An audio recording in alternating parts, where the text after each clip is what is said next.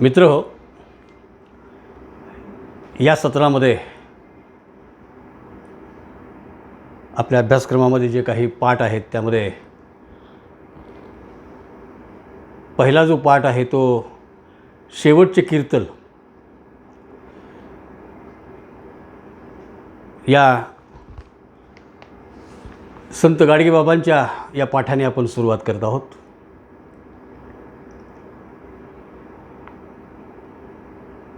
संत गाडगेबाबा हे नाव ऐकत असताना नावाच्या अगोदर संत हा जो शब्द आलेला आहे, ही उपाधी सहज मिळणारी उपाधी नाही आहे. त्या थोर महात्म्यांच्या कर्तृत्वामुळं ही उपाधी प्राप्त होते. मला वाटतं की अलीकडच्या काळामध्ये संत खूप झालेले आहेत. काही संत जेलमध्ये आहेत, काही बाहेर आहेत, काही आश्रमात आहेत. पण संत गाडगेबाबा हे हाय प्रोफाईल असं व्यक्तिमत्व नाही आहे. हे व्यक्तिमत्व समाजासाठी आयुष्य खर्ची घालणारं, चंदनासारखं झिजवणारं, त्यांच्या परिचयामध्ये जे काही सांगितलं आहे त्यामध्ये त्यांचं शिक्षण किती झालं वगैरे याचा काही उल्लेख नाही आहे. अर्थातच शिक्षण नाही आहे. तसं संत तुकोबारायांचं शिक्षण किती झालं होतं, संत ज्ञानेश्वरांचं शिक्षण किती झालं होतं, संत कबीरांचं शिक्षण किती झालं होतं, हा प्रश्न संतांच्या बाबतीमध्ये निर्माण होत नाही. तसाच संत गाडगेबाबांच्या बाबतीमध्येही हा निर्माण होत नाही. पण या आधुनिक संतांनी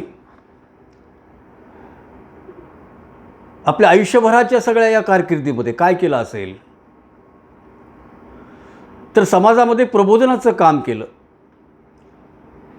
शिक्षणाचं महात्म्य पटवून दिलं, अंधश्रद्धेला बळी पडू नये यासाठी त्यांनी आयुष्य खर्ची घातलं. आणि प्रचलित आपल्या समाजामध्ये जे देवादिकांबद्दलच्या ज्या काही कल्पना आहेत त्या कल्पनांना एका वेगळ्या विचाराने त्यांनी छेद दिलेला आहे. आता हे कीर्तन जे आहे ते त्यांच्या आयुष्यातलं शेवटचं कीर्तन आहे, म्हणून या पाठाचं नावच शेवटचं कीर्तन आहे. या कीर्तनामध्ये संत गाडगेबाबांनी मांडलेले विचार, किंबहुना समाजाबद्दलची जी तळमळ आहे ती तळमळ ही कोणत्या पद्धतीची आहे. अभ्यासक्रम एक निमित्त आहे आपलं, म्हणून मी नेहमी सांगत असतो की शिक्षण घेतो म्हणजे आपण नेहमी काय करत असतो. शिक्षण घेणं म्हणजे हा समाज समजून घेणं, हे जग समजून घेणं, स्वतःला समजून घेणं आणि आपल्याला त्या पद्धतीनं एक व्यक्तिमत्व आपलं स्वतःचं वेगळं तयार करणं, याला आपण शिक्षणाची प्रक्रिया म्हणतो.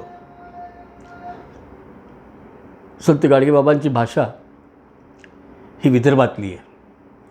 अमरावतीमधल्या शेवगाव येथे त्यांचा जन्म झाला, म्हणून त्यांच्या भाषेला जी एक किनार आहे ती किनार विदर्भीय भाषेतली आहे. मी पहिल्यांदा त्यांच्या भाषेचा परिचय करून देण्यासाठी एक दोन पेज आपल्यासमोर मी ठेवतोय त्यांच्या लिखाणाचे. 4 वेद केले ब्रह्मदेवानं, 5व्या वेदाची वाणी केली तुकोबारायाने. ते महान पुरुष जगाला उपदेश करतात की माणसांच्या जन्मात आल्यावर आपण काय करावं. माणसाच्या जन्माला आल्यावर आपण काय करावं, पैसा कमवावा की बायका पोरं पोसूनच मरावं, का सगळ्या सोयऱ्यांच्या गणगोतात मेळ करून ह्यातच आयुष्य घालवावं. तरी माणसाच्या जन्मात येऊन जो देवाचं भजन करील, तुकोबाराय म्हणतात तो देव होईल. तुकोबारायांचा हा स्वतःचा अनुभव आहे. आता देवाचं भजन म्हणजे नेमकं काय बरं? 8-8 दिवस नुसतं भजनच करायचं? का सकाळी उठल्यापासून संध्याकाळपर्यंत भजनच करायचं? नाही. जो कोणी निर्मिक आहे, महात्मा फुलेंनी देवाबद्दल एक शब्द वापरलेला आहे, निर्मिक, की जो कोणी निर्मिक आहे त्याचं स्मरण करावं.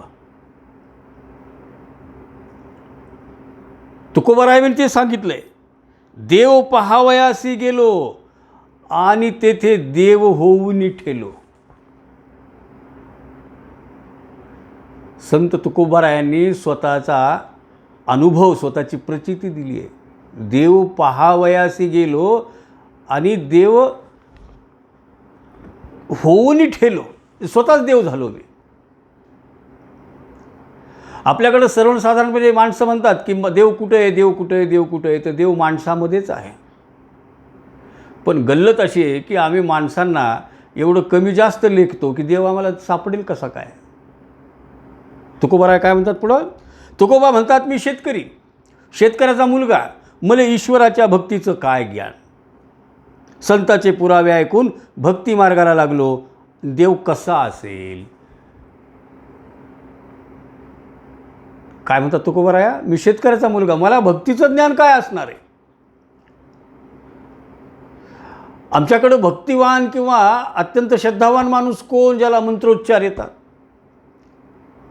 तासन तास पूजापाठ करतात, तासन तास बडबड करतात, हा माणूस ज्ञानी समजला तो. पण तुकोबाराया हे शेतकऱ्याचं पोरग. त्यांचं म्हणणं आहे की मला त्या भक्तीतलं काय कळतं, मला काय ज्ञान आहे भक्तीचं. म्हणून मी देव पहावयासी गेलो आणि देव होऊन ठेलो. देव नाही दिसला. तुकोबाराय म्हणतात, मीच देव झालो. आणखीन एक पुरावा आहे. कोणी देव म्हणून मनात कल्पना आणत असतील की देव कसा असेल, देव कधी भेटेल, देव कधी पाहू, अशा ज्या माणसांच्या मनात कल्पना असतील तो माणूस भ्रमिष्ट, तो माणूस भ्रमिष्टच येतो. देव कोणी पाहिलं नाही आतापर्यंत सांगतात, पण देव आहे हे मात्र अगदी ठणकावून सांगतात. लोक सांगतात, आमच्या स्वप्नात देव आले होते, मला दर्शन दिलं, मला सांगितलं की मी इथं इथं आहे, मग जमिनीतून खोदलं, देव निघाला. अशा बऱ्याच आख्यायिका आपल्याकडे सांगितल्या जातात. पृथ्वी पैदा झाली तेव्हापासून देव कोणी पाहिला नाही. देव कोणाला दिसणार नाही. देव पाहायची वस्तू नाही आहे. देवळात देव, नदीवर देव, इकडे देव, तिकडे देव, रामेश्वर देव, बद्रीनारायण देव. बाजार आहे देवाचा, बाजार. ज्याले देव म्हणतात, परमेश्वर म्हणतात, की ज्याच्या हुकमाने हे सर्व ब्रह्मांड चालतं, तो कोणी पाहिला नाही आणि तो कोणाला दिसणार नाही. मात्र त्याचं भजन केल्यानं मनुष्य देव होते. मनुष्य बायकोशी बोलते, पोरीशी बोलते, पोराशी बोलते, मित्राशी बोलते, भांडण करते, शिव्या देते, पण त्याला भजन करायची लाज वाटते. ज्या माणसाला भजन करण्याची लाज वाटली तो माणूसच नाही. संत गाडगेबाबांच्या भजनातला कोणत्या ओळी महत्त्वाच्या होत्या किंवा कोणत्या ओळी गातात ते जास्त प्रमाणामध्ये? गोपाला गोपाला देवकीनंदन गोपाला. देव कसा आहे? जसं वारं. ज्ञानेश्वरीत एक पुरावा आहे, वायू वसे सकाळ ठई परी त्याची बिराडची नाही. वायू वसे सकळ ठाई. हवा सगळीकडे आहे, ऑक्सिजन सगळीकडे आहे. विज्ञानाने सिद्ध केलं आहे ऑक्सिजन सगळीकडेच आहे, पण तो दिसतो का? नाही आहे. तो कुठं आहे? तो कुठंही आहे. तो कुठंही आहे. वारं आहे ना, वारं. पृथ्वीवर वारं आहे, घरात आहे, दारात आहे, झाडात आहे, जिकडे तिकडे पण वारं आहे.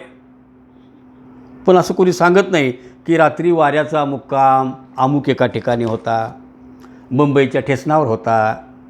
कुणी सांगतो का? कुणी नाही. परवाच्या रोजी वारं सातारच्या ठेशनवर होतं असं सांगतं का? कोणी नाही. संत गाडगेबाबांच्या प्रबोधनाचा एक खास वैशिष्ट्य असं की ते संवादात्मक बोलायचे, की जे लोक जमलेले आहेत त्यांच्याशी संवादाच्या माध्यमातून प्रबोधन होतं. ते असं नव्हतं की मी म्हणतो, तुमच्याकडून ते वधवून घेतात. वारं होतं का मुंबईच्या स्टेशनावर? नाही. कुणी पाहिलं का सातारच्या स्टेशनावर होतं काल परवा रात्री? नाही. हे लोकांशी संवाद करतात, लोक सहभाग घेतात, म्हणजे प्रबोधनाची देवाणघेवाण होते. मग जसं वारं आहे, लाल आहे, हिरवा आहे, पिवळा आहे, ते समजत नाही आणि त्याचे कुठे ठिकाण नाही. असा परमेश्वर आहे, असा परमेश्वर आहे. चराचरामध्ये परमेश्वर आहे असं जेव्हा आम्ही म्हणतो, तेव्हा तो अत्यंत छोट्यातल्या छोट्या जीवात बी आहे आणि मोठ्यातल्या मोठ्यात प्राणात बी आहे तो, आणि प्रत्येक माणसामध्ये आहे तो. परमेश्वराचा वास हा प्रत्येक माणसामध्ये आहे, किंबहुना माणूसच परमेश्वर आहे. पण त्या माणसातला परमेश्वर काढण्यासाठी आम्हाला त्याचा सन्मान करावा लागतो, सन्मानानं वागवावं लागतो, तेव्हा तो देव आम्हाला माणसामध्ये दिसतो. देव देव करता शिनले माझे मन. देव देव म्हणून तुकोबा म्हणतात, मी खूप फिरलो, मले शीन आला, पण देव नाही दिसला. मग दिसलं काय? दिसलं काय? पाणी आणि पाषाण जेथे तेथे. पाणी आणि पाषाण जेथे तेथे. आम्ही म्हणतो ना की आम्ही तीर्थस्थानावर गेलो, मग तिथं आम्ही आंघोळ केली, अपवित्र झालो. मला वाटतं की संतांनी एवढं काही ज्ञान आमच्यासाठी वाढवून ठेवलेलं आहे, पण आम्ही संतांच्या या वचनाकडे कधी पाहिलं नाही. एक व्यक्ती म्हणून त्याला आम्ही पूजा करत राहिलो. व्यक्तिपूजेशिवाय आमच्या देशामध्ये काही घडलं नाही आहे. आणि व्यक्तिपूजेमुळं झालं काय की आम्ही त्या संतांना डोक्यावर घेतलं, पण त्यांना डोक्यात नाही घेतलं. आम्ही डोक्यात नाही घेतलं. मग दिसले काय? दगडाचा देव, गंगेचं पाणी, देव नाही दिसला.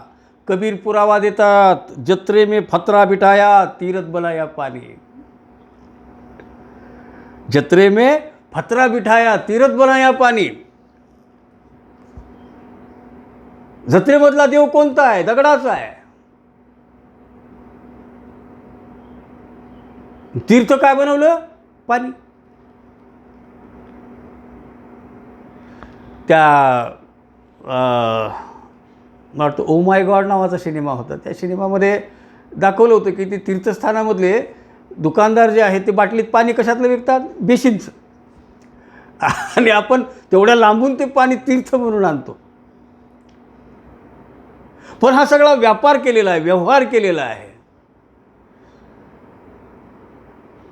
संत गाडगेबाबांनी त्या काळामध्ये, ज्या काळामध्ये एवढी लोकांची प्रगल्भता नव्हती, विज्ञाननिष्ठ लोक होण्याच्या मार्गावर बी नव्हते, तेव्हा त्या काळामधले तुकोबाबा, संत गाडगेबाबांनी अत्यंत विज्ञाननिष्ठ विचार मांडलेले आहेत. तुकोबारायांनीही विज्ञाननिष्ठच विचार मांडलेले आहेत. पण तुकोबारायांना हे संतांमधले विद्रोही संत असं म्हणून ओळखलं जातं. कारण विज्ञानाच्या कसोटीवर असणाऱ्या विचारांना माणसानं आपल्या आयुष्यात, आपल्या व्यवहारात आणलं पाहिजे, हा त्यांचा अट्टहास होता. भटजीची एक लईन आहे, तांब्यावर पाण्याचे 15 रुपये. तांब्यावर पाण्याचे 15 रुपये म्हणजे संत गाडगेबाबांच्या काळातलं हे चाललं आहे. आज तर महागला असेल ते, म्हणजे त्या काळामध्ये एका तांब्याचे 15 रुपये म्हणजे किती व्यापार मोठा असेल तो. मला वाटतं की तेव्हा 15 रुपये लिटर पेट्रोल पण नव्हतंच. 15 रुपये पेट्रोल नव्हतं त्या काळामध्ये. एका तांब्याच्या पाण्याची किंमत 15 रुपये. 2 आणे तीर्थ घ्या. 2 आणे म्हणजे 2 चमचे. ही भटजीची लाईन होती. हे त्यांची जगण्याची शैली होती. जत्रे में फतरा बिठाया, तीरथ बनाया पाणी. जत्रेत देव कशाचा आहे बोला? संत गाडगेबाबा विचारतात, देव कशाचा आहे? लोक म्हणतात दगडाचा. हां, शाबास. कशाचा आहे? पुन्हा एकदा लोकांकडनं ओढवून घेतात, दगडाचा आहे. आणि गंगेच्या पाण्याचं तीर्थ, याची जोडी जमली. जत्रे में फतरा बिठाया, तीरथ बनाया पानी. दुनिया भई दिवानी, पैसे की धुलधानी. दुनिया भई दिवानी. आमच्याकडं काहीही तुम्ही विकायला बसा देवाच्या नावावर, ते खपतं.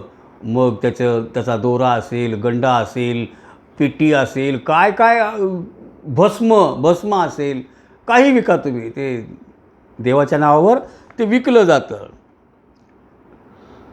तीर्थाला जाणं देवाचा संबंध नाही. म्हणजे आमच्याकडं अशी एक म्हण आहे की आता सगळं आपल्या आयुष्यातलं संपलेलं आहे, आता देवदेव करायचं उरलेलं आहे. पण देवदेव करायचं आहे म्हणजे नेमकं काय करायचं आहे? सगळ्या तीर्थस्थानाला जाणे. एवढे लबाड लोक आहेत आम्ही. जेव्हा आमचे हातपाय चालतात तेव्हा आम्ही तीर्थस्थानाला जात नाहीत. तारुण्य आमच्याकडे हे शिकण्या खेळण्यासाठी समजलं जातं. बरोबर आहे. बालपण हे लहान शाळेमध्ये, छोट्या शाळेमध्ये शिकण्याचं आहे. तारुण्य हे ह्याच्यामध्ये शिकण्याचं आहे, कॉलेजमध्ये शिकण्याचं आहे, विद्यापीठात शिकण्याचं आहे, लग्न करण्याचं आहे, लेकरंबाळं करण्याचं आहे. मग नंतर त्यांचं सगळं पालनपोषण करणं, मोठं असं त्यांना करणं आणि सगळं एकदा आमचं कामं संपले, आमचे गुडघे जेव्हा चालत नाही तेव्हा आम्ही तीर्थस्थानाला निघतो. जेव्हा आमच्या डोळ्याला काही दिसत नाही तेव्हा आम्ही परमेश्वराला पाहायला निघतो. म्हणजे खूप मोठी चतुर जमात आहे, माणूस जमात आहे. मला वाटतं भारतातली तर आहे. बाकीच्या देशामध्ये हे असं करतात की नाही मला माहीत नाही, बाहेर कधी गेलो नाही मी. पण इथं मात्र आपल्याला असं हे सर्रास पाहायला मिळतं. किती झालं? 15 मिनिटं.